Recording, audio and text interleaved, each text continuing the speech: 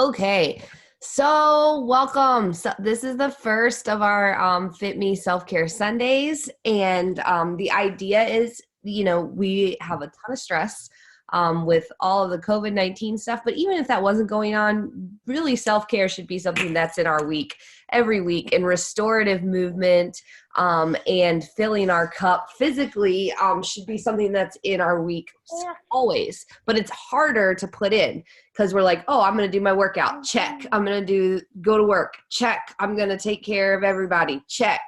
And then it's really hard to push pause and do something that feels good. And you know what? It's just like anything else. If you could imagine, if you just do one gigantic epic workout, it doesn't really change your body that much. That's kind of like going one time and getting the best massage ever, but like not doing regular self-care.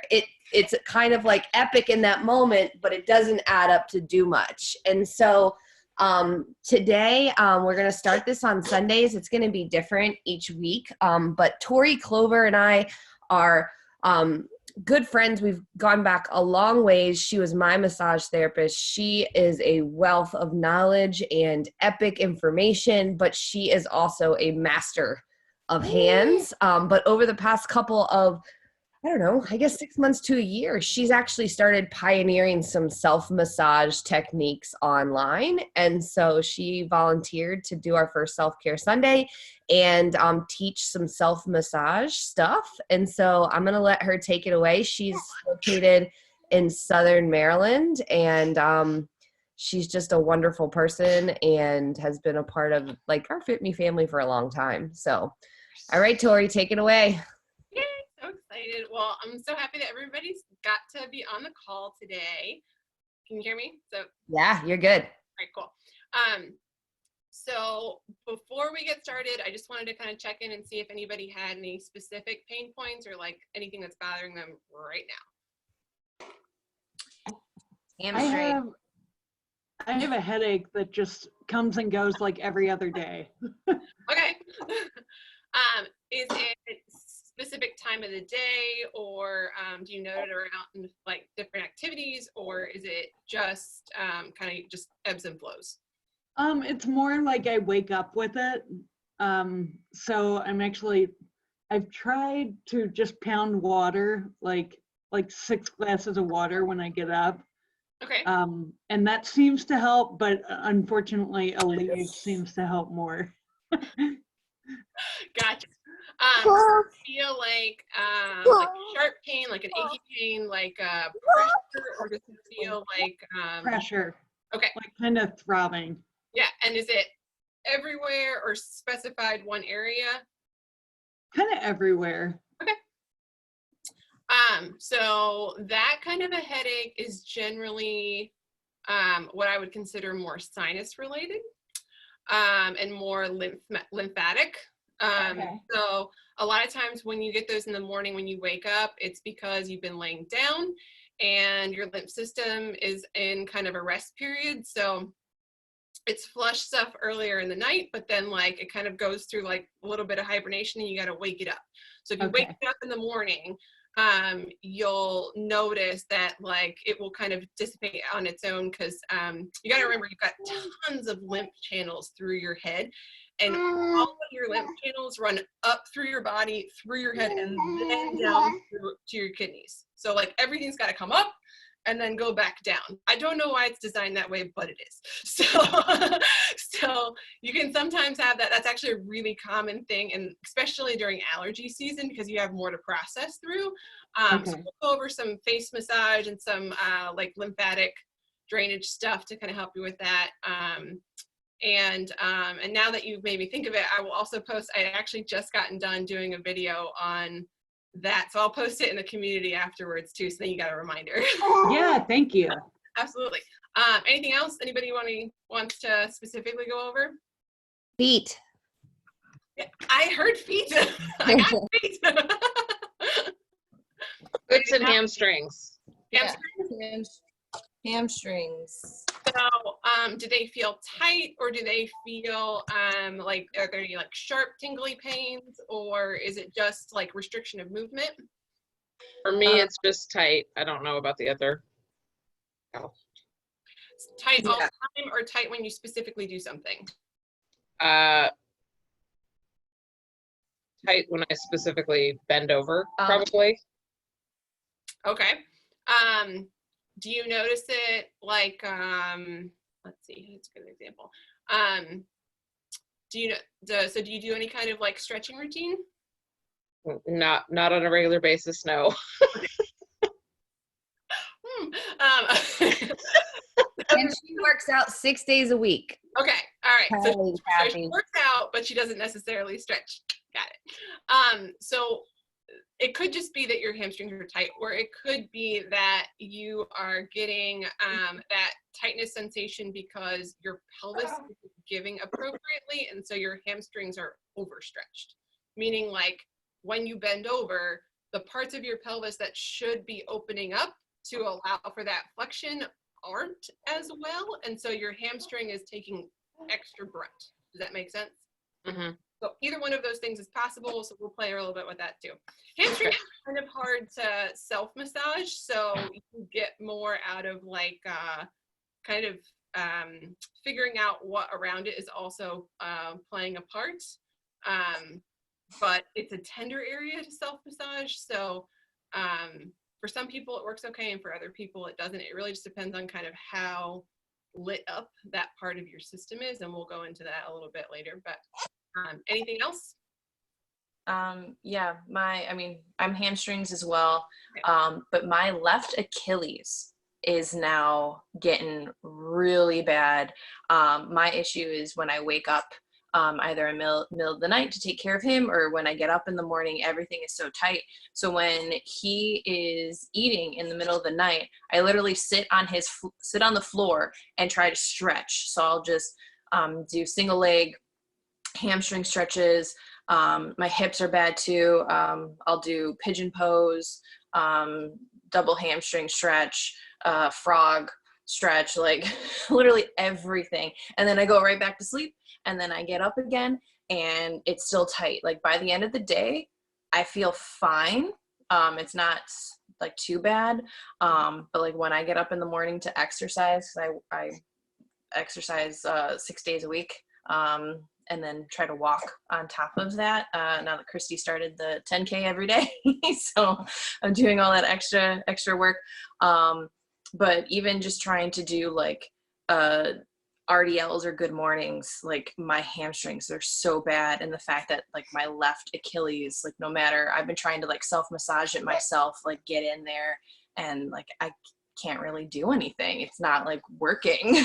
So this is an excellent kind of gateway into a little bit of talk about the nervous system. So the nervous system is queen. She will allow you access or deny you access to parts of your body or movements, deeming how she sees fit. So when we say that, what we mean is basically the subconscious part of your brain that controls your nervous system will decide whether a movement is safe or not safe, or whether a part of your body is structurally sound or not. And it will base that off of the input that you get from your environment and kind of just how you move in space. It will process that information, and then it will output the danger signal to the parts of you that it wants you to stop using, because it just has deemed it unsafe. It doesn't necessarily mean that it is unsafe. It just means that the information it's getting is making it not feel happy. So when you have issues like that, like I was asleep and when I woke up, these things aren't feeling good, meaning like I have done no movement yet, and my body has decided this is not a happy place to be in. That tells you that you are chronically doing something to your body that it does not like. And so it is trying to be protective of that area by causing constant danger signals. It's throwing you tons more information than it needs to that area because it wants you to pay attention to it. Now, it doesn't necessarily mean that there's something wrong with that area. It's just decided that it doesn't like the way that it's moving. So when you're self-massaging or when you're working on yourself, pay attention to what's going on around it. So how is your foot functioning? How are your toes functioning? those kinds of things tell you whether the structures below the part that hurts are functioning well enough to support what's happening above it. So with the Achilles, if your midfoot is not moving well, if your toes aren't moving well, if any of that structure down there, and there are a ton of bones and ligaments and tendons and structures down there, and they all have to be able to spread and separate and then contract and create stability. And they all have to work together to do it. So it's really common to have sticky spots in your feet. But if anything down there is not working well on a regular basis, it's going to cause problems up the chain. So a lot of times with Achilles, you'll see the talus bone, which is like this little chunky piece of bone that sits in the ankle joint, won't shear properly where it's supposed to, so you can't get full ankle flexion. So your body will create other trying to mimic that. So that's a place to look. It could be big toe flexion. You might not have great toe flexion, and so like when your toe goes to actually like proprioceptively grab the ground, it can't correctly.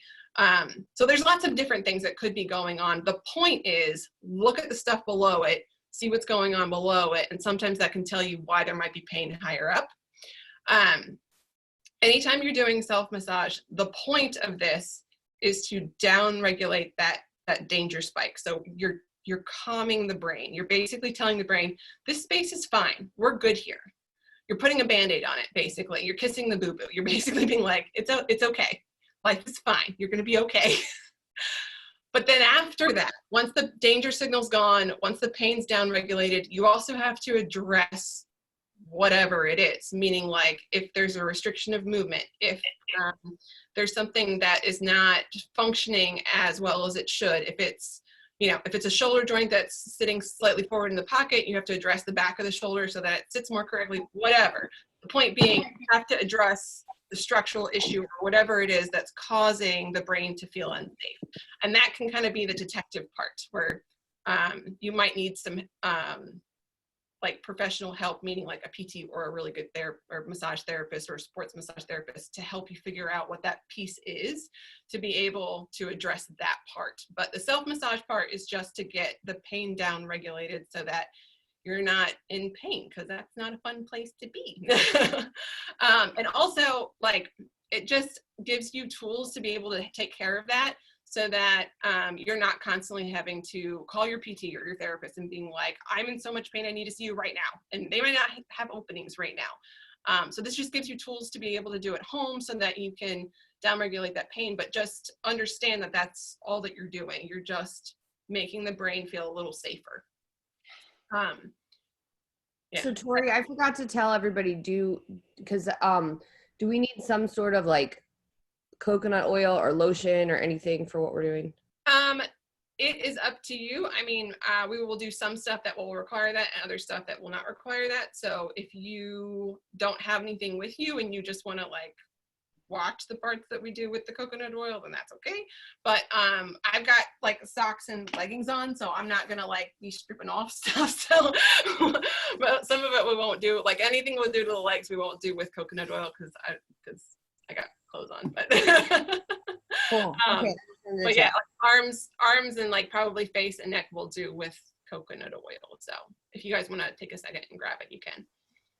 Cool.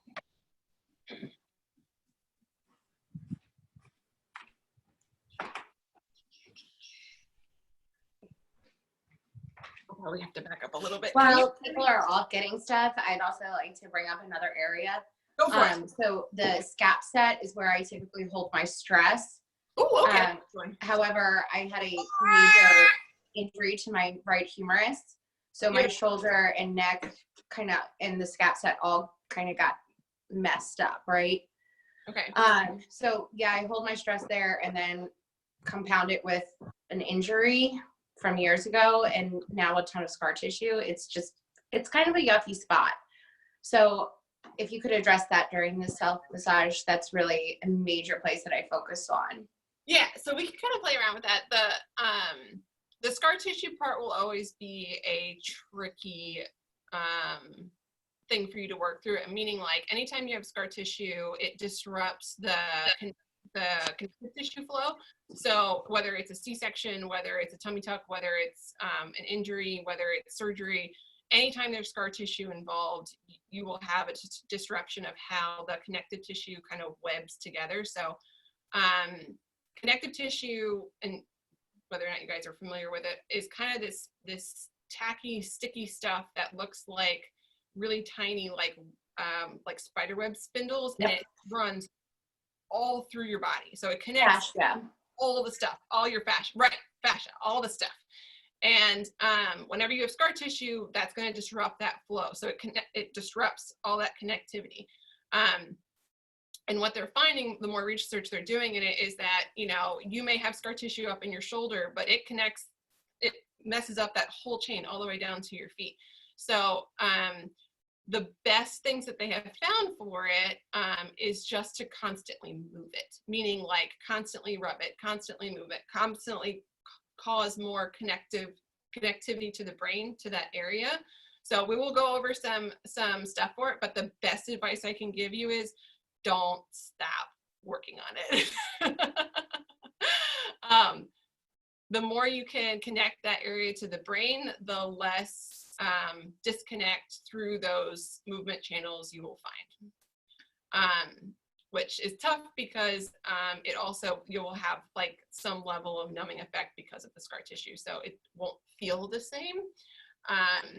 So I've perfected the rubbing part as far as like from my shoulder down to my hand, because it would go into my carpal tunnel. And things would swell. My issue is I can't figure out how to get to my back the right way. My arm, we're good. I'm going all the way down to my hand and into my pec. The back and the neck is where I struggle. So that is it's a place a lot of people struggle, because it's a really tough spot to get to. And it is easier to get to if you have a buddy to do it for you, meaning like there are easier techniques if you have like a second set of hands to use, but we'll go over some of the ones that you can use by yourself. They're not it's kind of one of those it's one of those junction points that it's really hard to reach on your own. So just real talk, it just is. So you can get around it, but ultimately it's always going to be a little tricky. So that spot, and then there's a spot lower down in your spine, like where your rib cage ends, that's a little tricky to get to. So like there's that area in your spine that's just kind of tough to get to because you can't reach around super well. Has everybody got their stuff ready to get going? Yeah, let's do it. Right. I didn't know how long to tell people, and so I think I undershot it and told people this would be like approximately 30 minutes. And I know we're going to be I've already talked too long. I'm trying to give you a heads up because I just didn't know what people have planned for their mornings, but like I know we'll go beyond that for sure, but I just wanted to give you a heads up. Okay. All right. So just because it's the first, we'll do it first, so we're not touching it after all the other things. We'll go over chest, face, and kind of a basic lymph drain that you can use in the morning. So normally, and after we're done with this call, I highly recommend that you wash it off. You would do this, and then you would take like a really hot, steamy washcloth and just put it over your face and let your pores open up. So it kind of is a way to take off the coconut oil after we do it. And the coconut oil is just there so you don't irritate your skin. All right, so you're just gonna rub some on your hands. And anytime you're doing a lymph drainage, you're gonna start at the biggest lymph nodes, which are gonna be your collarbone lymph nodes. So the ones that run right here, those are your biggest ones. So you're gonna start by just rubbing right underneath your collarbone. You can use 2 fingers, you can use 3, whichever feels the best. You don't have to rub really deep. This is a real, your lymph nodes are right along the surface, so really light. You'll notice that if you're sick or you're having trouble with your lymph drainage, this is going to be tender. Sometimes during pregnancy, you'll have that issue too, or if you're nursing. So just be aware that that's possible, and that's fine. You just don't rub as much. So after you rub those, you're going to, and how long you want to do it depends on how much time you have and how good it feels. I mean, it's once you rub them, you're just kind of waking everything up because we're going to drain everything down to those lymph nodes. So you want them to already be kind of awake and open. So the next, what does it mean if one side is like way more tender than the other? those lymph nodes are a little exhausted. So like anytime you have tender lymph nodes, it means they're kind of backed up. So like they're inflamed. They're flushing a lot of stuff. Okay. That's a technical term, flushing lots of stuff. But yeah, so that could be a reason why. If you chronically have one or two that are generally more tender, that might be something to look at if you are having trouble with your sinuses draining or something like that. But if it's something you notice, once, I wouldn't worry too much about it. Okay, so the next thing you're going to do is you're going to take your palm, and you're kind of going to run this part of your hand from your jaw all the way down the front of your neck and then to those lymph nodes, and you're going to repeat that process. This is fun to do while I'm talking. I've never tried to do like talk and do this at the same time. I'm going to choke myself. So this part, there's lymph nodes that run all the way up through here, and there's a big cluster of lymph nodes right behind your ear. So you're just kind of linking those suckers up and then reminding them where you want them to drain. And you do it on both sides. I usually do 2 or 3 times. I won't go crazy with it. And then you're going to take your first 2 fingers and you're going to go into that notch like behind your ear on either side, and you're just going to rub in circles. And that'll wake everything up. And then you're going to go in circles the other direction. And then you're going to move those fingers to your jaw, and you're going to do the same thing. So circles one direction, circles the other direction.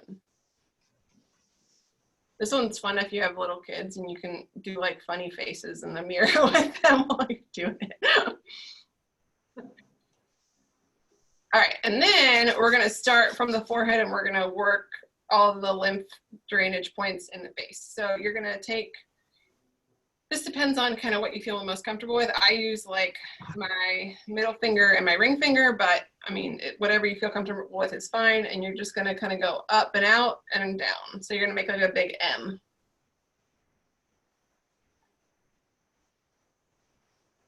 And then you're going to make little circles.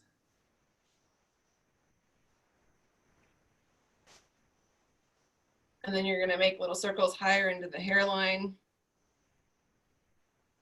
You're going all the way down to your temples, and then you're going to take your thumb and your index finger, and you're going to pinch your brows. You're going to kind of roll them through your fingers.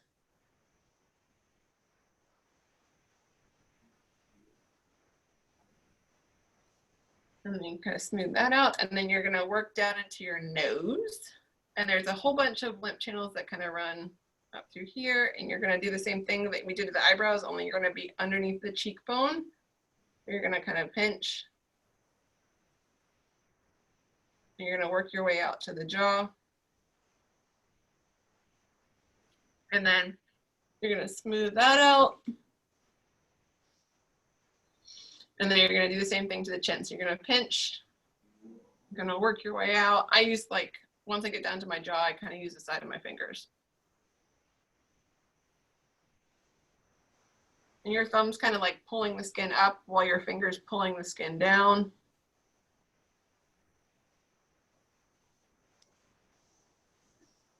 And that's your lymph drainage. So do that in the morning, and then put a really nice hot towel on your face, let it steam for a second. Yeah, five minutes or so of that in the morning, and that will kind of pull everything out of your head and make it a little easier to breathe and make your life a little better. All right, so we'll just kind of like work our way down. So we'll deal with that shoulder issue next. So I'm going to turn around so you can see the back of my head, and hopefully you'll still be able to hear me. But you can yell at me if I'm going too fast, or if you don't understand what I'm doing. Just kind of yell at me so I can turn back around and see what you're getting and what you're not getting.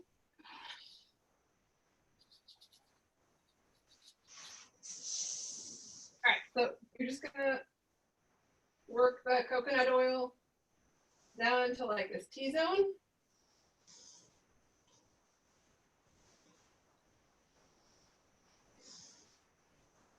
And then you're gonna, so there's quite a few muscles that attach up here into your occiput, and they go all the way down and attach along the spine. And then there's one that kind of attaches along the spine and then attaches here and then goes the rest of the way down. So if you have issues here, that still is connected to up here. So we're gonna work up here first at the junction point, and then kind of roll your fingers all the way down.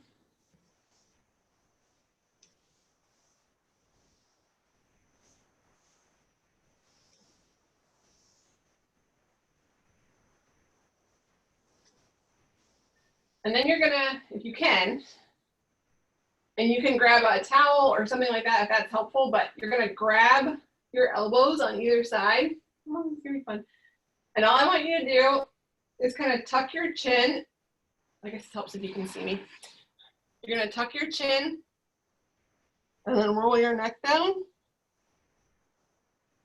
So if you can't reach all the way to your elbows, just as far as you can. Yeah. So this part just kind of locks your shoulders in place so they can't follow your neck. Does that make sense? So when you're doing these stretches, the important part is that you're tucking your chin and then rolling all the way down, and that you're not letting your shoulders cave with you. Does that make sense? Everybody getting that? And you're gonna roll your way back up, and then you're gonna tilt your head to the side, and you're gonna do the same thing. So you're gonna tuck your chin in, roll down, and then roll back up. Same thing the other side, tuck in, roll down, come back up, and then you're gonna kind of move ear to shoulder. That like circular one got me. I felt Yeah. wake up doing that. And then you're gonna go down and you're going to make a circle, but you're gonna tuck your chin every time you come past your shoulders. 2 or 3 one way, 2 or 3 the other way.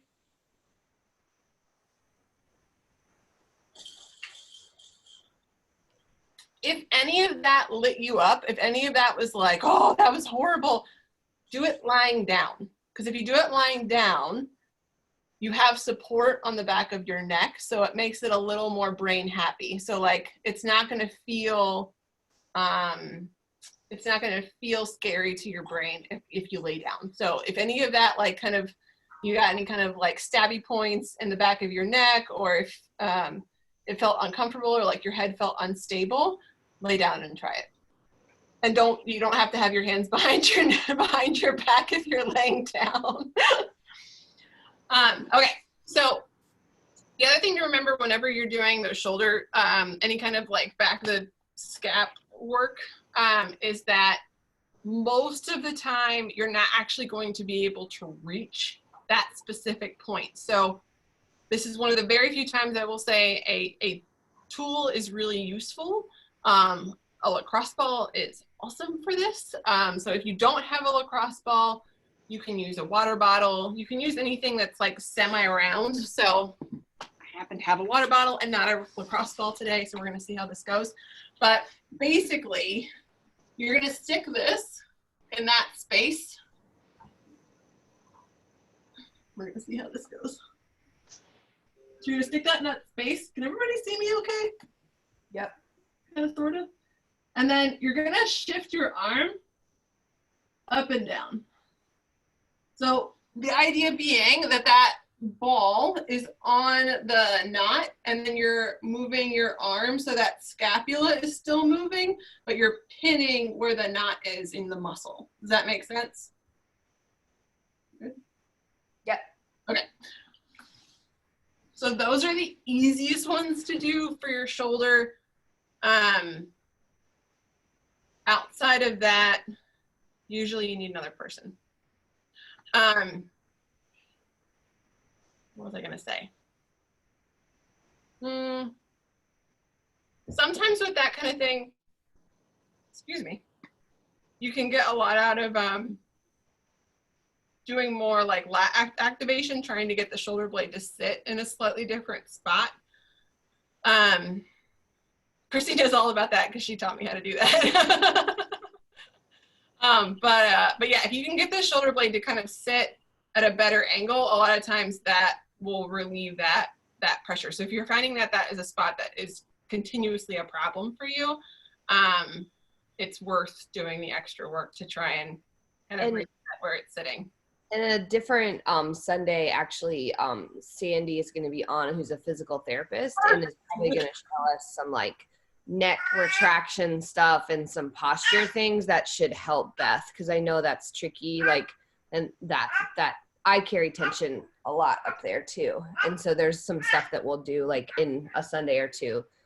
And again, all of this stuff is like, we could do it right now. It feels amazing, Torie. Like every single thing I touch, I'm like, oh my God, like that feels amazing. But like, just try to repeat this in the future. Like if you do it just 5 minutes of it, you know, every couple times a week, it'll probably have more payoff.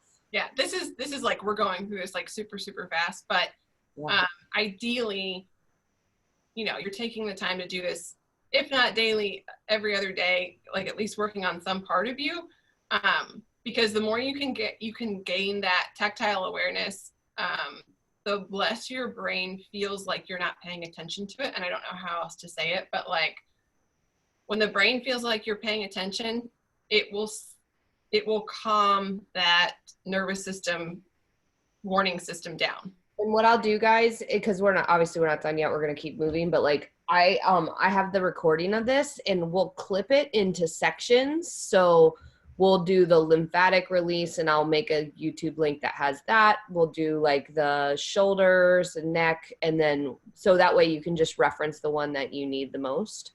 Yeah.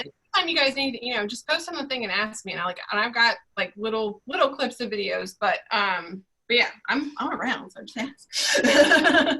What's next? All right, so we'll address those naughty hamstrings next. Okay, so hamstrings, we'll get at them a couple of different ways, depending on where your comfort level is as far as like how you're sitting. I find that I like to work on them when I'm in this kind of like half kneeling position because I have open access, but I'm not using this leg to hold me up, if that makes sense.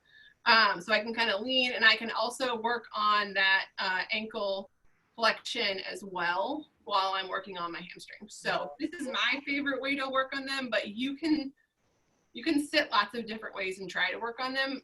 So you can sit this way if you want to work on them. You can sit this way if you want to work on them.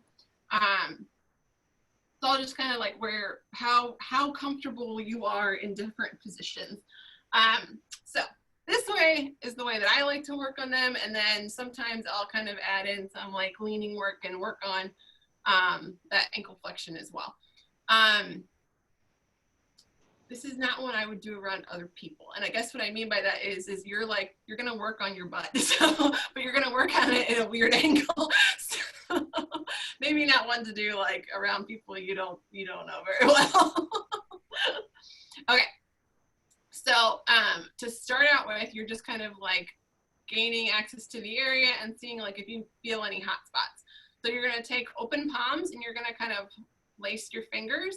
And you're going to keep your weight kind of down, and you're going to kind of lift and pull, lift and pull, lift and pull, lift and pull. And then once you get up here, you're going to have to unlace your fingers, but you're going to do the same thing. You're just kind of seeing where there's sticky spots. What are you doing? I'm listening to a video. While you're in this kind of fully flexed position.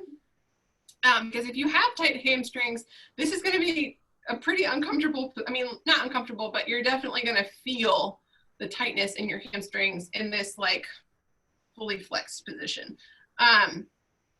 So once you kind of felt around and found where those sticky spots were, if you found any, you're just going to make it more of a glide. So you're going to roll your fingers up and roll back down. So roll up, and roll back down.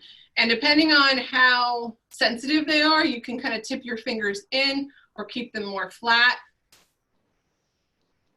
And then you're just gonna kind of find what ones, like for me right now, my inner hamstrings are more sore. So I'm keeping like the tips of my fingers that are digging in a little bit more on the inside of my hamstrings.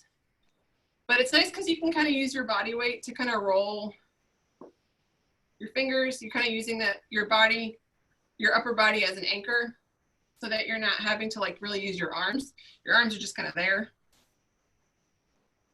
If this is uncomfortable, or if you find yourself like using your arms and your upper arms are getting tired, you can do this with a roller too. Like if you have a thinner roller, you can do it with that. I just like to use my hands more because I feel like I can get in between the muscle fibers better.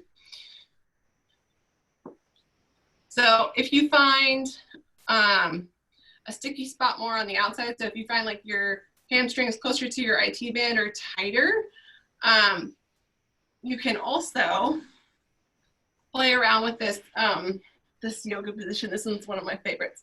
So you're gonna go into your, everybody can see me, okay. So you're gonna go into like a figure 4, and you're gonna lift your other leg so that you're creating like 2 90-degree angles, and then you're gonna fall to the side. Everybody can see me, okay. So as you're falling to the side, this top knee is gonna push that way. So you're gonna actively push that top knee in the other direction. And then you're gonna find your TFL. Can you see? Yeah, okay. So you're gonna find your TFL with your fingers and you're gonna push on it. As your knee is driving that way, you're gonna push down on your TFL. Torie, people don't know what TFL is, so tell me where on that, just describe exactly where on your hip you're pushing. So your TFL is this little patch of, so if you look for your, like find your hip crest, which is up here, you're gonna walk your fingers down until you find this little like divot in your hip right here. It's like a little squishy spot, and like right in front of it, there's gonna feel like there's denser tissue, not quite bone, but close to it. And that is your TFL. So when you push on it, you'll feel like you'll feel a really intense stretch in the side or down closer into your hip, depending on where you're tighter. So then let's go back to that figure 4. So get into a figure 4 and then lean over and then tell everybody where to push on that spot. Okay. So you're in your figure 4, you're leaned over. So as your knee drives, you're gonna push with your fingers down. Does that make sense? So you're opening your knee kind of like, and pushing with your fingers at the same time.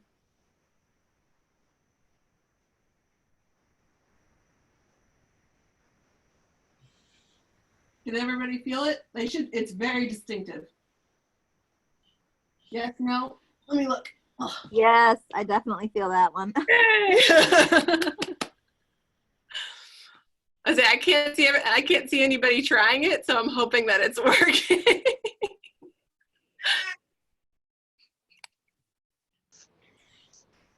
Georgia's climbing on me while I'm doing it.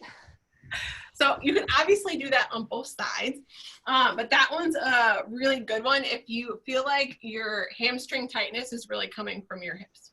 So let's do the other side so that we're balanced. So if you did one side, let's go to the other side. Okay.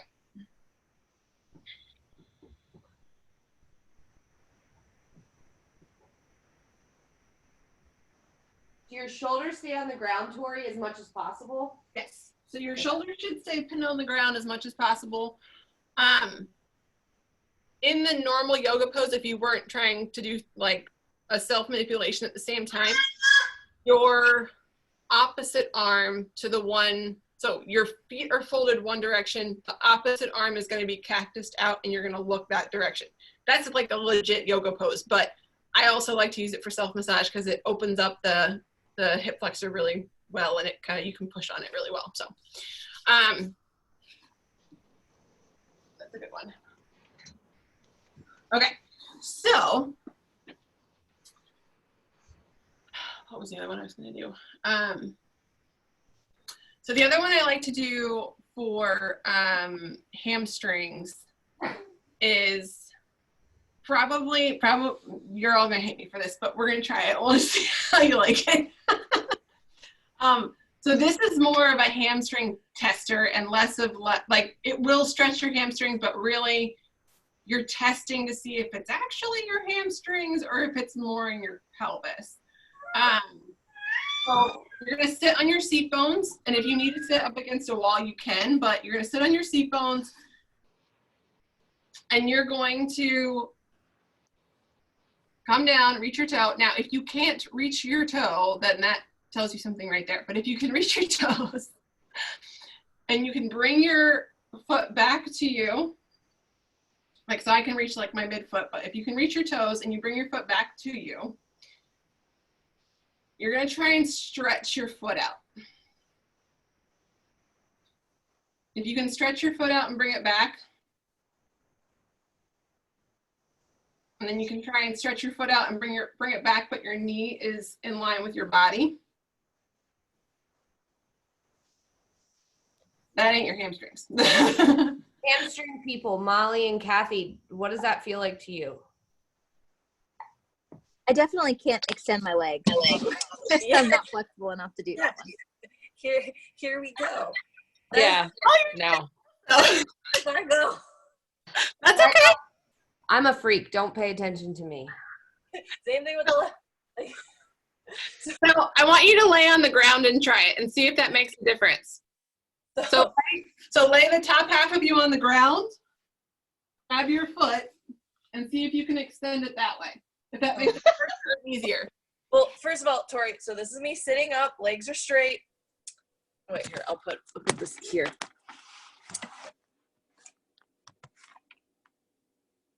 Like, oh, you're so close though. that's as far as I can go. Okay. Okay, lay it out. Look at Christy go. Jeez Louise. I can't do I'm like, no. There's no way. I can't even stretch. So all this is, and like straightforward, all this is it's whether or not your brain will allow you the space to do it. And what I mean by that is we've taken out the pelvis as a possible component, and what by using your hand on your foot and then trying to stretch out your knee, we're basically just saying to the brain, I just want this part to be able to let go. If it lets you do it, but you have hamstring tightness, it's not your hamstrings. If you can't do it, it's probably also your hamstring. But it's a nice little test you can do at home. And if you've ever watched, like you've watched babies, you watch babies play, and they can like grab their feet and move their crap all around. Everyone has that ability that your brain will allow you access there if it feels like it's safe to do. So if you take away certain elements and then all of a sudden you can do it, then that gives you more information on what your actual issue is. So if you're like, essentially if you're sitting, your pelvis is pinned, and if you can't extend your foot, then your hamstrings are like either like, over tight or, there's something going on there. They are a factor. They may not be the only factor, but they're definitely a factor. And if you can do it when your pelvis is pinned, but you maybe can't do it when you're standing, or if you're like your pelvis is free to move, like if you're on your back maybe, then your pelvis is a part of this too. Correct. So if you can't do it while you're standing or when your pelvis is free to move, your brain has decided that is not a space that you can safely move in. So it is locked down. So like people that can do half splits but can't do complete splits, like they can move one leg in that position. Yeah. But if you ask them to move both, all of a sudden they don't have enough space here, like they lock up. It doesn't mean that they don't have the flexibility to do it. It means that the brain knows that is not safe. that's what's happened. Does that make sense? Yeah. So that's kind of like a nice little, like a fun little test you can kind of. Well, anything else like self-massage wise for hamstrings before we move down? Self-massage wise for hamstrings, your best bet whenever you're playing with your hamstrings, and this is just another way to do it, is to let gravity help you. So your hamstrings are kind of, how do I say it? They're very persnickety. So a lot of time when you spend time with your hamstrings, doing it with your hands underneath of your thigh and kind of like letting gravity kind of pull you and kind of give this like kind of cross pull across them, if that makes sense, which is the same thing we were doing when you had your leg bent. It's just now you're doing it on the ground. Is the best way I know of to kind of get in there on your own. It's not a different movement than what we were doing. You're just in a different position. So you're just teaching the brain that like, hey, this is cool too. And if you get really good at it, you can do this and slowly kind of work your way down, and it will actually let you get further because you've created all of this like happy, nice sensation in the back of your leg. So Jenny, that might be like a good thing for you to see, like after you loosen up, like if you end up getting further. So Torie, it's the same as the one with your legs bent. Your fingers are coming together and you're kind of just like digging them into the strings and moving. And if you really want to have some fun with it, you can actually turn it into an ab exercise. Like stick your hands under there and like use your abs to pull you up, almost like a rowing position, but your fingers are rolling underneath of your legs. Now, just to tell everybody so it doesn't matter, you want to start at the knee and go up, or you want to start at the hip and go down? It does not actually matter. In fact, you should do both. Okay. Awesome. This is like if I want to start like warming up my core, and I'm using this as one of my warm-up drills because I know I'm going to do posterior stuff, then I will do it in this position because I can get a little bit of a core warmer upper as well. But you can do it both ways. All right, we're at 8:50, so I want us to keep going just so we can. I know we're kind of going quickly through each spot. We could spend the whole time on each spot, probably. Yeah, we really could. We really could. Okay, so we'll get to feet, just for Christy. So once again, this is something that can be done in multiple positions. So, where are you guys? I think your computer just skipped. Oh, can you hear me? Yeah, you're good. So you can do this in folded pigeon, which is what this is. If you choose to do this, you will also be opening up your hips while you're working on your feet. So if you want more bang for your buck, meaning like we're working on more than one thing at once, this works well for that. You can also do it in this position if that's more comfortable. You can do it in this position if that's more comfortable. The only thing about this position is it does encourage you to kind of slouch. So you have to remember to keep your upper body from doing that. And that's just so that you don't mess stuff up here while you're working on your feet. So anytime you're working on your feet, I like to work my toes backwards. I don't know that that's really like, it has to be done that way. I just like to do it that way. So I also like to work on my feet like this. I don't think anybody else probably likes that, but I do. So you don't have to do it this way. So anytime I start, I'll start by just using my thumb in the notch where my first knuckle is and kind of rolling each toe backwards. The foot is staying as passive as possible. The hand's doing all the work. So the more active your foot is, the harder it is for you to relax it, the more this is going to be uncomfortable, because the more active the foot is, the more it kind of like isn't really crazy about being pushed on. So the more you can keep it relaxed, the better off you are. So once I've done each toe individually, then I'll kind of wrap my thumb on the inside and my hand on the outside, and I'll kind of roll the transverse arch of the foot. So that ball of the foot portion. We'll just kind of like rock it back and forth. And this is just kind of seeing what's sticky and what's not. So if your toes are sticky, it's usually in this first joint. It's rarely out further up. So if they're going to be sticky, it's usually right across the ball of the foot. So you'll be able to tell if like one's not moving, but the other ones are, or none of them are moving, because that's some people. If you are a cyclist, if you are in clips a long part of the day, if you wear high heels, if you, another good one, if you're a hiker, hiking boots will do that to you. Anything that really has a stiff sole is not going to encourage that like splaying effect that your foot should have when it hits the ground. And you'll find tightness and stickiness up here. So does anybody have like pain or like feelings when they're doing this? No. no, everybody's good so far. I like it. Okay. When I pull my like far toes, the top of my foot hurts. Like it's tight. That's why I request. Are you gonna go over the Achilles area at all? Because that's something that I have an issue with.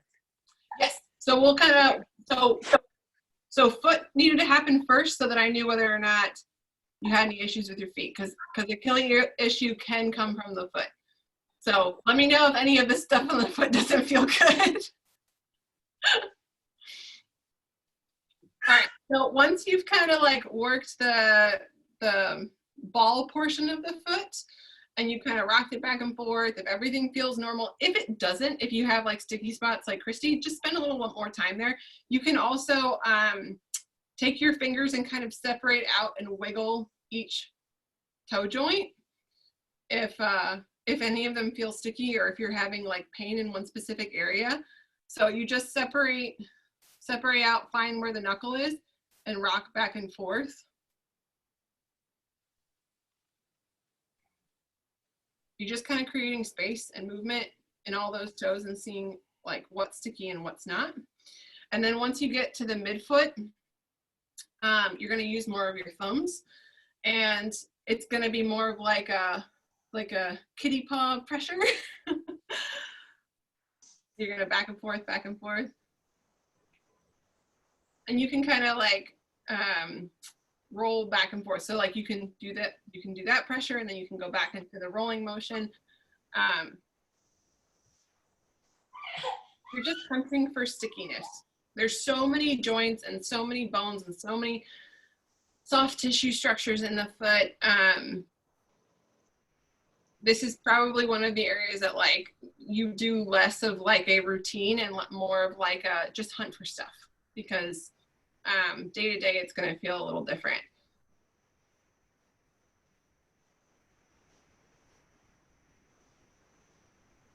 All right, so any hot spots, midfoot or toes on anybody other than Christy?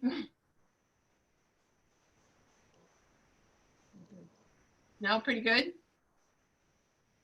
Yep, good. All right, cool. So next thing you're gonna do is a more exaggerated toe test.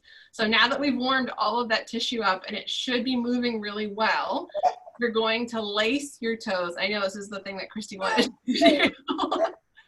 You're gonna lace your toes. So you're gonna stick your fingers all the way to the end of the knuckles into your toes. Thread your toes. If you have not done the warm-up properly and that in the arch of your foot is not ready for this, you can cause cramping and you can cause some serious discomfort. So if it's uncomfortable, take your fingers out, go through the process again. Your toes should be able to spread this much. If they can't spread this much, this is where you're working, because this is the same thing that should be happening when your foot hits the ground. All right, so if you can do this comfortably, or like comfortably, you're gonna support your ankle with that other hand, and then you're going to roll your toe. So when you roll your toes, you're looking once again for all of those sticky spots, and you might even pop and adjust some toes. That's not unheard of when you do this. And then you're gonna go the other way. So when you go one way and then you're going to go the other way, whichever way you want to go first, it doesn't really matter. And then once you've done circles both ways, you're going to kind of wave it. So you're going to kind of make like a figure 8. So when you do the figure 8 movement, you get a little more like midfoot, and it hurts your brain a little bit because I always forget how to go backwards in my figure 8. So any kind of hot spots with that? It's hard to get all my fingers between my toes. It kind of hurts. Yeah. So especially like that pinky and last toe, like it tends to kind of slide out and go, no. But any kind of no big warning signs anywhere? Anybody? No. I jumped to my other side. Should I wait? I should wait, right? No, it's fine. I don't care. You do it. So, real quick, before we jump to the other side, we'll go over kind of Achilles stuff. So anytime you're dealing with the Achilles, you are really dealing with foot fall.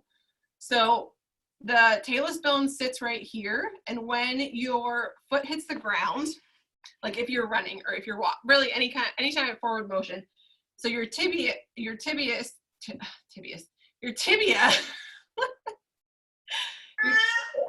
the bone that sits right here, and then you have a little bone called down here called your talus bone. And when you take a step and your foot spreads, all of this spreads out, and your talus bone should shift back so that your tibia can roll forward and create this like exaggerated flex position. Make sense? Mm-hmm. When you have pain in your Achilles, it's because, or often because, that bone doesn't slide, and what you end up with is this, and then your foot pushes off. So you never get past 90 degrees in your rolling motion. Does that make sense? Yeah. So when that happens, what's happening is the back of your ankle is taking the percussion that your foot should be taking. So when your foot splays, especially if you're running, but also when you're walking, you just have less percussion. All of that force should be absorbed, and then as you come up is when everything gets strong and pushes off. Yeah. But if you ever get past that 90-degree mark, it's like short stopping. And then this tendon has to take all of that force and then also generate force for that next step. So you get this repetitive stress injury on that tendon because it's doing twice the job it should be doing. Right. So you can, for short-term relief, you can give it some love, and then you can do tibialis raises to help force that movement, basically make the muscle that runs through here stronger so that it can pull that up. Now, it should happen naturally with gravity. I should point that out. It should not be something that you have to force to happen. But if it's already sticky and you're already there, you're gonna have to force it for a little while to gain the motion back. Does that make sense? Yeah, so what was that stretch called again that you said to start doing? You said give it some love, but you didn't say what to do. Torie. Right. Well, I'm not there yet. This is okay. You got to tell us what to do, Torie. Right. So you're going to use your thumbs. You're going to use your thumbs, and as you are rolling forward, you're going to push your thumbs to either side. So like your thumbs are going to make this motion as you're pushing forward. Now, if you don't have pants on, or no, don't pants on. If you don't have pants that cover this, you can use coconut oil, that's fine. But you're hitting the either side of that tendon, and then as it rolls forward, you're gonna push your thumbs apart. Okay. And then you're just gonna work your way up. It's gonna feel not fun because there's no meaty tissue there. So yeah, there's a lot of nerve tissue there. There's a whole lot of meaty tissue there. So it's not going to feel great. But that is one way of kind of giving it some love. And then what you're going to do is you're going to almost create like a vise with your fingers. And you can do this with a floss band if you have a floss band. I know we weren't going over tools today, but maybe Sandy will when she does her little thing. But if you have a floss band, you can create a similar effect with a floss band. This is just how to do it with your hands. So you're going to create a vise, kind of lace your fingers, and you're going to squeeze everything like slightly above that ankle joint as tight as you can, and then you're going to rock forward and rock back, and you're going to inch it up, rock forward and rock back. These feel horrible. Jamie, do you feel that? Yes. Yeah, so straight up, these are not going to feel good. But the reason is because all of this tissue is super tight, trying to support that injury. Yeah. So it's actually much better than it used to be. It used to be pretty terrible, but I've been running. So I've noticed as I get further in my runs that they're starting to feel like really tight again when I wake up. So I don't want to have like an issue where I have to stop running, you know, right. So I want to stretch and kind of do what I can. So long term, you are going to get more out of tibialis raises and doing some very poignant strength training to that area versus just constantly like doing soft tissue manipulation to it, because it is truly a mechanics issue. Okay. That will exacerbate when you run. Torie, show us the tibialis raises so that people know what to do. Can you see? Okay. Yep. Can you see me? Okay. So tibialis raise, you're going to pull your feet out away from the wall. The further your feet are out from the wall, the harder this is going to be. So if this is too much, you can always kind of inch your way back. We also call these butt scratchers. This is kind of fun. All right, so you're going to lean over and you're going to kind of pin your knees down so that you can't bend your knees. You want your legs perfectly straight. And then you're going to lift your feet. And then you're going to touch down and lift back up. So that's 1 rep, 2, 3. Can everybody see what I'm doing? Yeah. Okay, so the more you bend over, the harder it is, and then the further your feet are from the wall, the harder it is. And if you get really good at them, you can do them one-legged. I cannot do them one-legged. So how many should they do and when? So like before a run, at night? I do them at least 2 or 3 times a week. And I do until failure. So I go until failure, and then I take a couple minutes of rest, and then I go until failure again. Usually that's somewhere between like 18 and 20 reps. But the point is that you are like over firing and waking up that muscle, because this is not a muscle that works super well on its own for a lot of adults. It just tends to kind of like sit there and like not do its job properly. So it doesn't get focused on very much. So you can't honestly overdo it. And it's also really good for shin splints, because shin splints are basically a very similar problem to Achilles pain. It's a percussion issue. Your body is not absorbing force in the right areas, and so you're not creating the right mechanical components in the right order. So yeah, if you have this works. If you have Achilles issues, this works. The other thing that you can do is called a rolling step. So you practice backwards running. And that's harder to show you in the studio, but if you have a hill or something that you can walk up quickly backwards, you're basically forcing the foot into the same foot sequence it should have when it's running, but backwards. Preferably up a hill, because that will really fire your quads up and make everybody play along better. And if you want more info on that, go ahead and message me and I'll send you some videos. But yeah, those things are really, really helpful for dealing with that kind of an issue. I do these at least 3 days a week, and I do them until failure. I can't speak. Good gracious. I also do them with calf raises, so I interchange them. I do calf raises and then I do these, and that's kind of my part of my like lower leg, foot health stuff. Right, and you're in boots a lot because she's a equestrian I'm trainer. in boots a lot, and I'm in that flexed heel position a lot. So yeah, heel issues, Achilles issues. Those are big equestrian issues.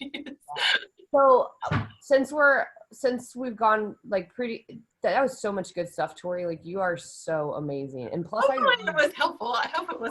my body feels better, but I feel like I need to spend more time working on it. But I feel like I learned some really good stuff that I can use over and over again, and so guys, Torie is always available, not at our leisure, but I mean, she is regularly, popping around in the Fit Me community Facebook group. If you're not in Facebook, then I'll get you her information and you could reach out to her. But she also puts all this on her Instagram. And so I'll share her Instagram. She puts lots of self-massage stuff on there, and you could always send her a DM if you were like, I'm trying this and I cannot figure it out. But I think that one of the big takeaways is like self-massage is not a fix for like poor movement or for like a chronic injury. You want to like do the massage to feel better, but you also want to address why it's hurting in the first place. It's a Band-Aid, but it's a nice Band-Aid when you're just in that recovery period where you just need a little extra help. So before we sign off, I want to hear from you guys just because this is the first one Torie's done. And so, sorry guys. If there was something really like valuable takeaway wise that you're going to leave with, could you guys let her know what that is? Can we just go around? Like if you don't have one, it's okay. I know we lost a few people already, so we can ask them later, but like there was one particular thing you're like, yeah, that I needed that. And that's going to help me. I never knew about the issue of me not probably flexing the front of the foot, you know what I mean, for the back, like that didn't correlate to me. So that's super helpful, and I will do those stretches to help. So thank you. Good. Excellent.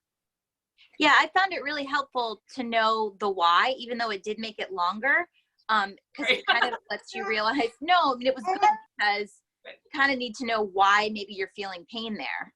Right. And it helps you kind of like, maybe if there is something that you could change in your routine or whatever that's causing the pain. And the figure 4 thing was like gold. I'm gonna get off here and immediately do mechanics. So that like hurt so good. I really enjoyed the lymphatic drain. Good. That was amazing. Good. The face stuff. Oh, yeah, the face stuff was really helpful. Good. I totally forgot all about my TFL. So that is something I definitely need to work on, because I also have piriformis issues, sciatica, all of that. So It's a lot. Yeah, we really didn't get into pelvis stuff today because I was just kind of like, there's no way I can cover that in like this short period of time. That's okay. And I think we got a little bit for everybody. So I think that's good. Brenda, I don't know when you popped in. Did you get something? I did. I came in late. My computer decided it wanted to be stupid. So it was good. And I've checked out the couple of videos that you've done on the community page. And so I am short muscled and I have short arms. So sometimes like when you were doing the hamstrings, I can't reach. So I struggle with that with some of this, but probably the more flexible I get, that will help. But yeah, your stuff is great. Torie, I can't thank you enough.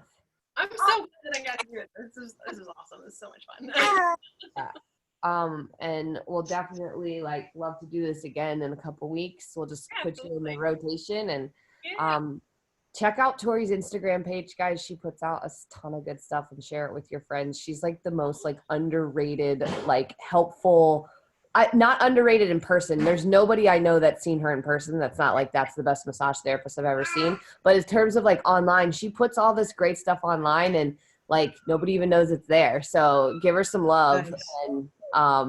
And spread the word because she's a rock star. Yeah. Where are you, Torie? Where are you? In the Southern world. Maryland. Where? Southern Maryland. Oh, okay. I know, Brenda. There's a Brenda wanted massage. to go to Washington with me. Yeah, I would fly to see you, but Well, interestingly enough, before all this nonsense started, I was telling Christy I was going to make it out there this year. So maybe the last part of the year I'll make it out there. yeah. Go to her. Her Instagram is Torie Clover. TorieClover, and it says Torie Clover Health and Beauty. This one.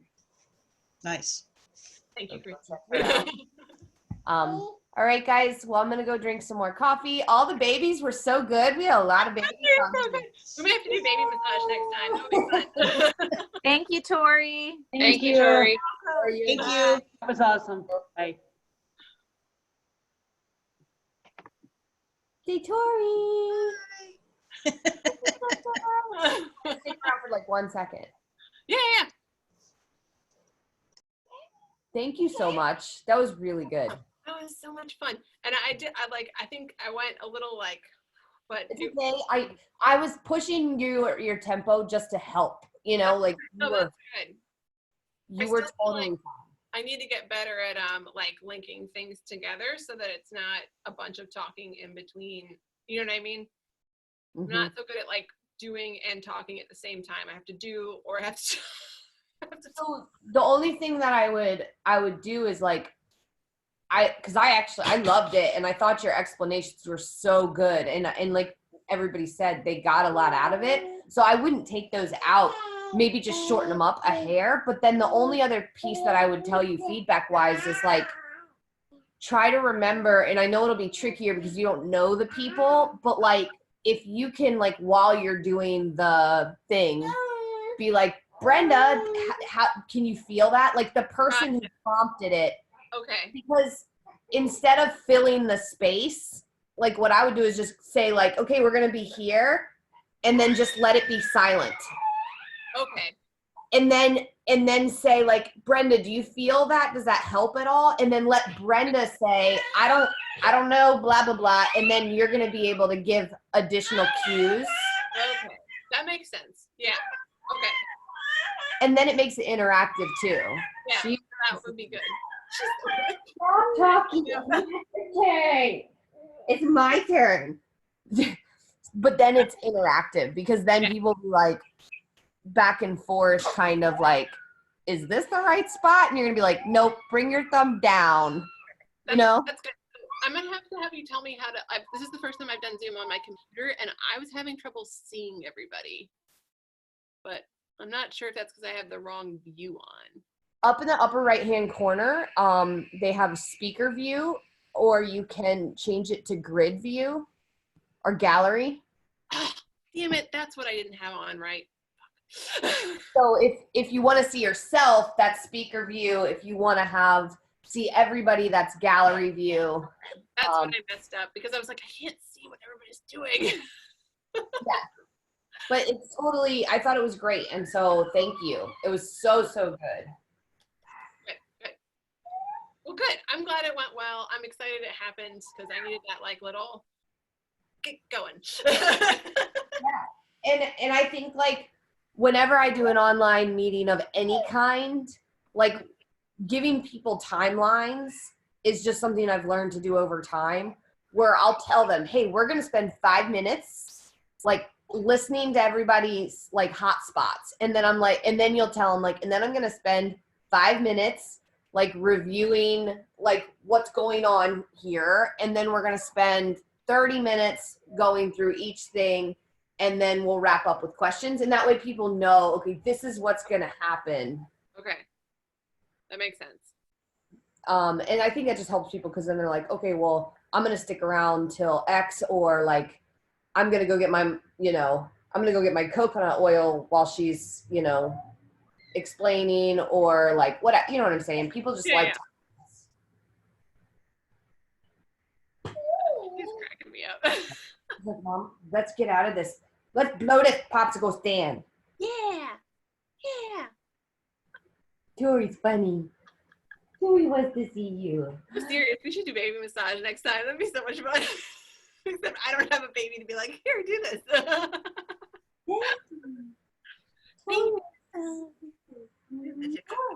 I think you could do one just on sinuses and allergy relief.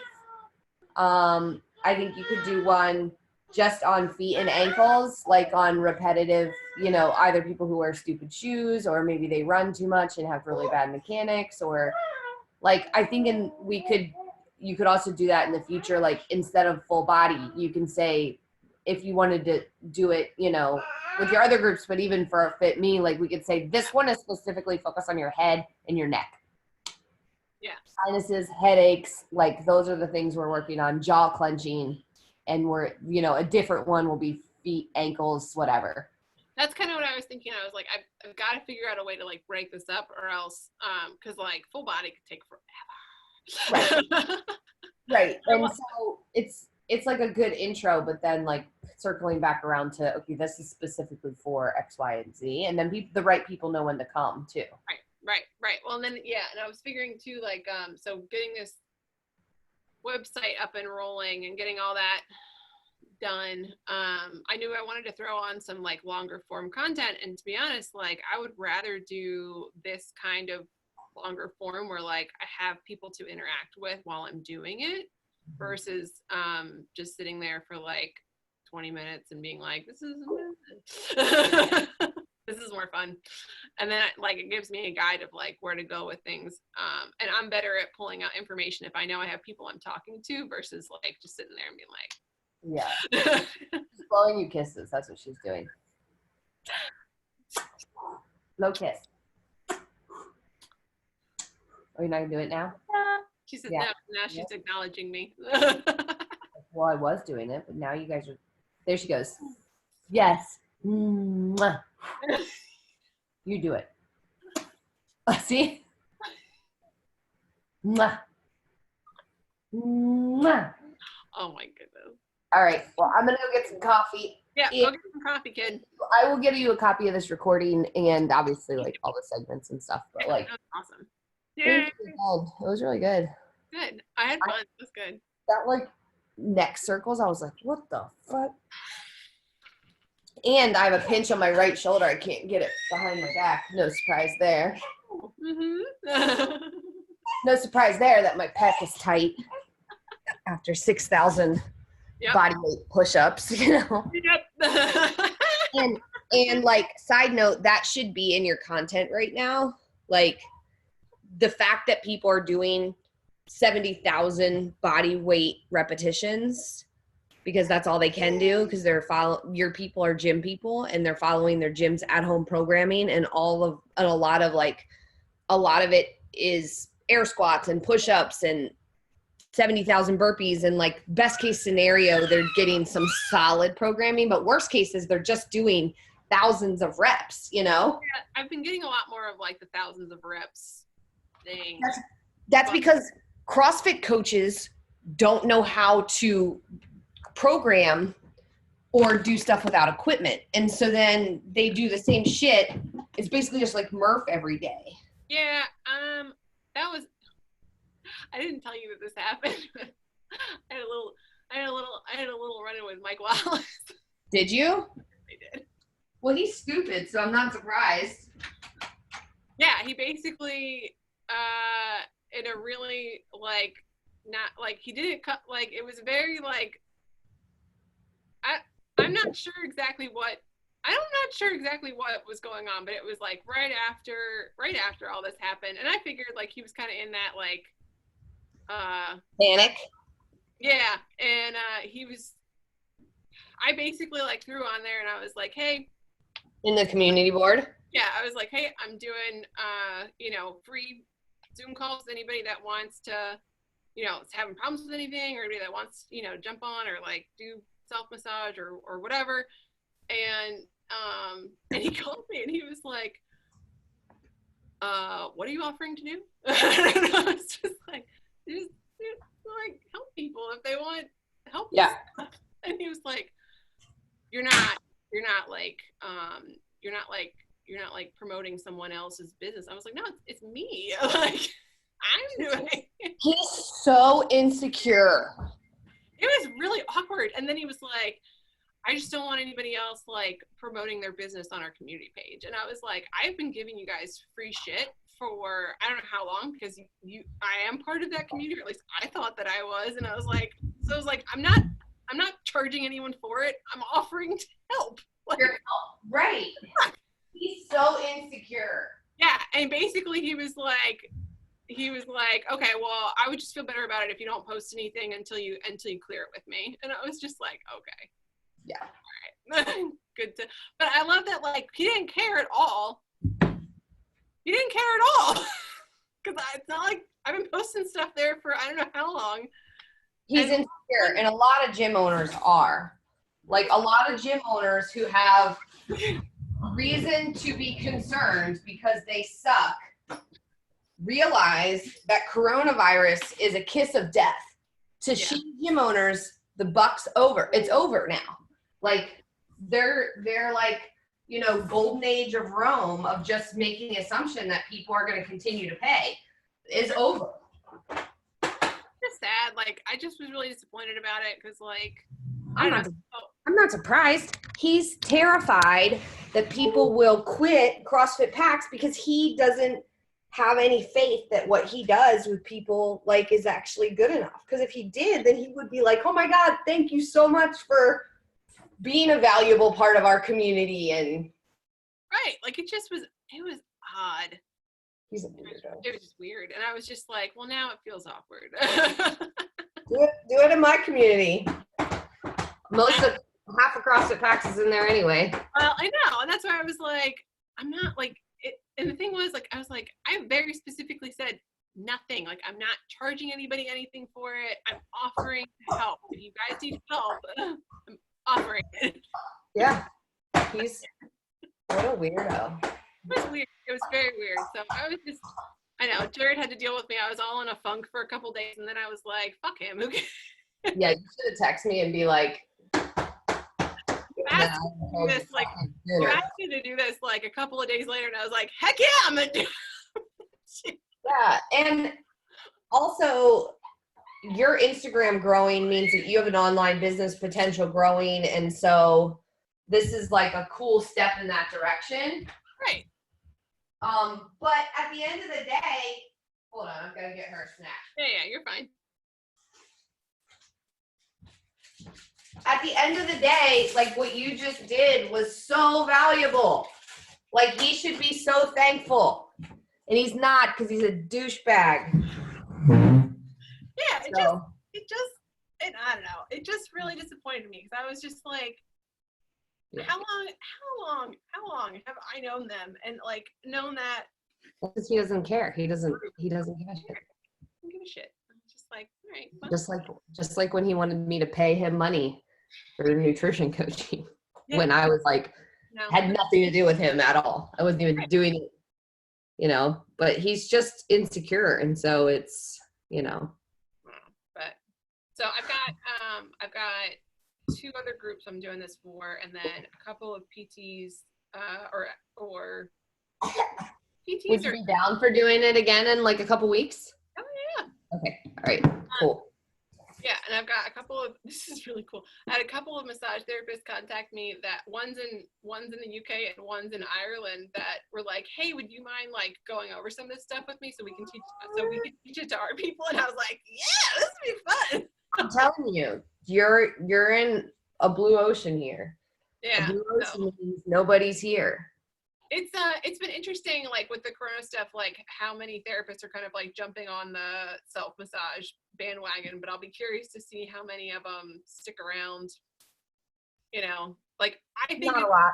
No, like I think not a lot, but I don't think a lot of other therapists will take the well, time. You're 10 steps ahead. You've been making these videos for a while. Yeah.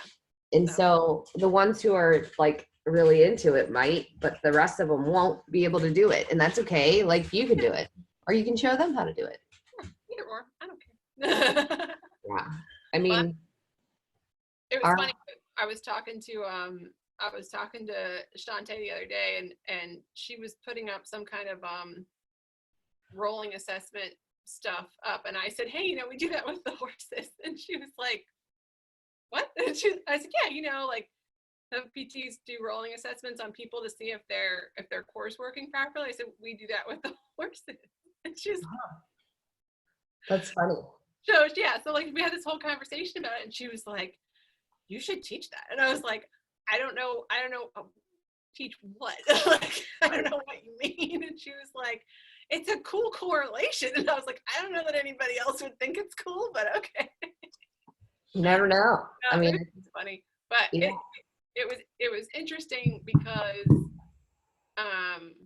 until she said it, like I didn't really think about it as like another thing to kind of tie in as far as like, and I know like it'll take me a little while to weed out how this all goes together, but ideally, if you're doing self-massage regularly, you're gaining a lot more tactile awareness of your body. And so that should translate to your movement patterns. It should, because as you're more and more aware of how your body feels and, you know, how everything is moving in space, you should be able to move better.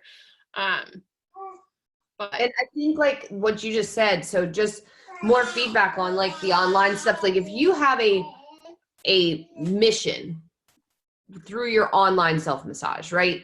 If your mission is that people get more self-awareness and they learn, you know, some stuff that they can do to feel better, whatever your mission is, and like be distinct, you know what I mean? It's not just like massage yourself. Like mission is Torie's perspective on the universe comes through. Then like I think that these sessions could be different. Like, so say for example, you did like a 90-minute one where people know, and again, like this is something like if you were going to like do and like charge for or something, you know, like in the future, you could do it, or like in fact, if it's free at first, you know, a 90-minute one where people are getting descriptions like today, kind of like this is what's going on and like here's how we're going to work on it and we're going to move through. That would be one type of session. So they're learning and doing, but same mission. The mission being like, think of it in your head. I want people to have more awareness of their body and whatever you decide your mission is. Then if you had another kind of session, say like it's 30 minutes long and you're not going to explain, you're just going to guide people. We're starting at the head. So you're like literally 4 or 5 minutes to open up. And then you're like, all right, let's go. And then you're just literally telling them what to do, giving them pause to ask questions. But otherwise it's like very little explanation. And that one's shorter, but you're still telling them the most important thing, which is your mission, right? This isn't just like any 30-minute guided massage. This is so that you can whatever, because that gives it teeth. Okay, I get what you're saying. Both can have the same mission, like, but you could tailor it based on like what people want, you know? And yeah, I like that. I like that a lot. And it would also help, it would help me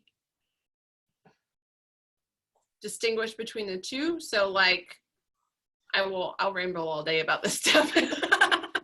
yeah, and people are like, be more conscious. Some people care and some people don't. Some people don't know that they should care. And so like when you kind of sneak it in, they're like, oh, well, that's cool. I have no freaking idea. Right.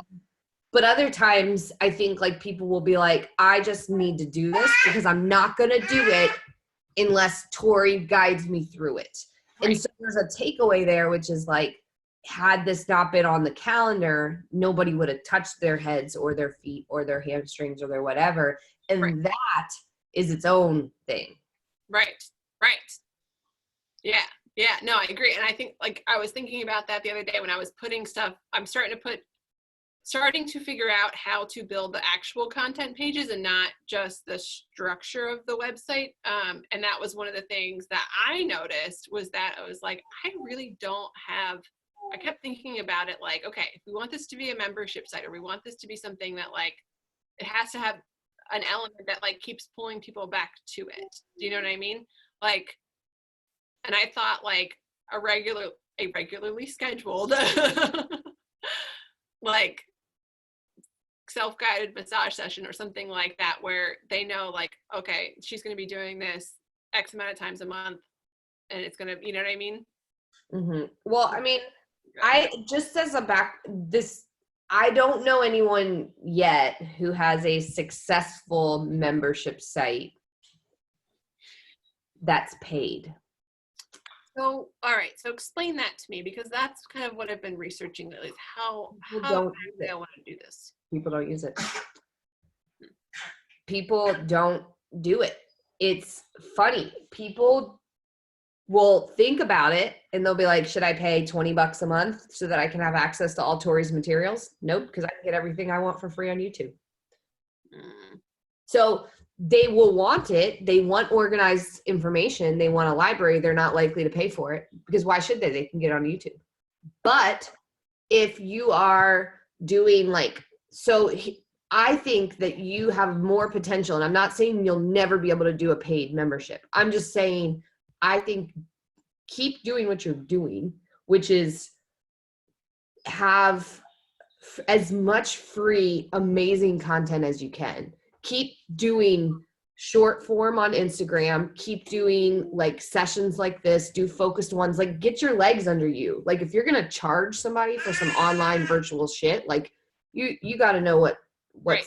going on here. And even then, in the short term, you could probably charge people for a 30-minute session. Okay. And people would pay it. Like, I'm more likely to say, yep, let me pay Torie $40 and have her just give me like 20 minutes of personal instruction on how to do this thing, to myself. Okay. So I'm not trying to say that to discourage you. I'm just telling you, I'm saving you time. Well, yeah, that is saving me time, because like, I'm trying to figure out what's the smartest way to do this. Yeah. What's the smartest way to do this? The smartest way to do this is to get as much free content in the universe as you can. Because attention is better. Attention right now is better, because then when people are like, she's helped me so much, then you can sell them a 30-day whatever self-massage course plan. And maybe when they buy it, they get access to all of the things in a resource library, Okay. But they're not going to buy the resource library and stay around as a subscription. People don't do it. Okay. Tell me one that you buy. Well, I have my training one, but I don't actually get on the website at all. I have it on an app. Right. And you like it and you use it. For the monthly subscription, but like, your training is on the app and you have access to the website, right, with like all the stuff on it, but I don't actually go on it. Nope, because nobody uses it. Nobody does that.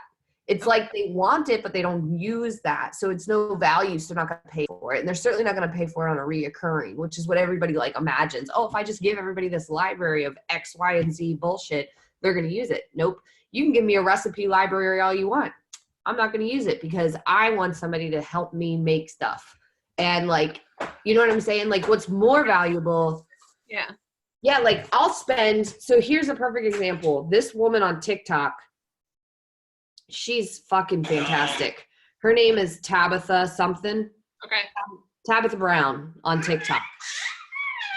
She teaches basic vegan recipes, but she has like her own style. Like, she's a goofball. But the way that she talks, okay, so here's. What's that? Lotus root. What's that for, Tab? Well, it's good for blood pressure, good for water retention, and I heard it's good in the air fryer. How about we season them up and try? Let's. What do you think we ought to season them with? Did you say garlic powder? Well, all right. Now, because it's our business, and we'll add a little Cajun spice to it, like that. Just a little bit. All right, put them in the air fryer. Act like we're making French fries. There's that, like French fries. And 400 power. While it's cooking, we'll make our blanch. Remember, I told you this ranch's cousin blanch. You're speaking mayo, garlic spread, peel wing, the garlic powder, and fresh chives. I feel like getting meat to look. What's the matter? Put them Thank you. No, it's She's quirky and weird. That was like 90 seconds. Okay, I got you.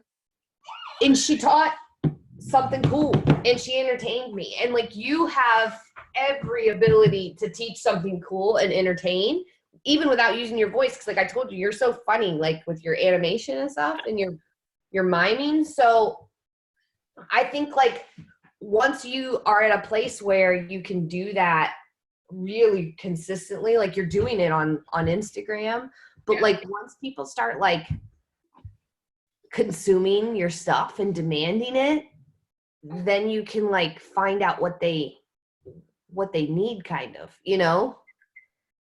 That makes sense. I feel like I'm still hovering at that like not quite recognizable stage. you're in the like try stuff, and that's what I'm saying, like continue to try stuff, because you're learning all the things and you're going to be able to figure it out. Yeah. The mistake that people make though, and I've watched so many people do it, and like I've even like dabbled with it for a little while, but I gave up on it really fast, is that like thinking, oh, you can put together a resource library and it's going to have value. It just doesn't translate for people. Okay. Well, that give me time, because that, it doesn't mean you can't have an online product. It just means that that's not the one that has teeth to it. Okay. I get what you're saying. Okay.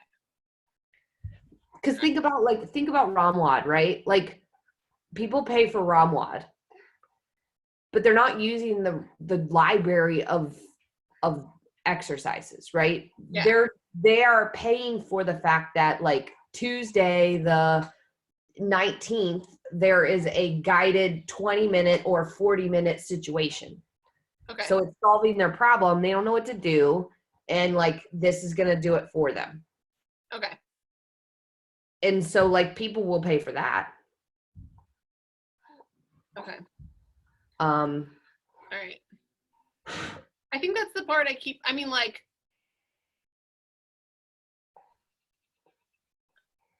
I'm not good at figuring out like big picture structuring, how that like solve someone's problem thing works in like that conceptual like when you break it down into like, you know, just do this little thing and like put it on Instagram, solve someone's problem. I'm like, I know it solves someone's problem.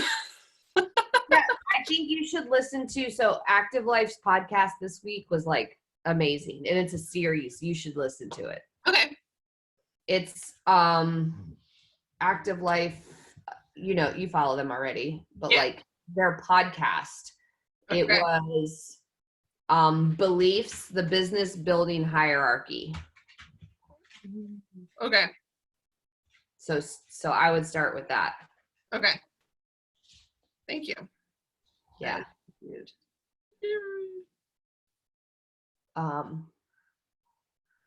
Yeah. All right, dude. Well, I gotta go because I gotta eat, and I'm gonna go pressure wash some more. Thank you again. You're fantastic. So welcome. And we will talk really soon. I'll get you that recording. All right. Thank you. All right. Bye, lady. All right, bye.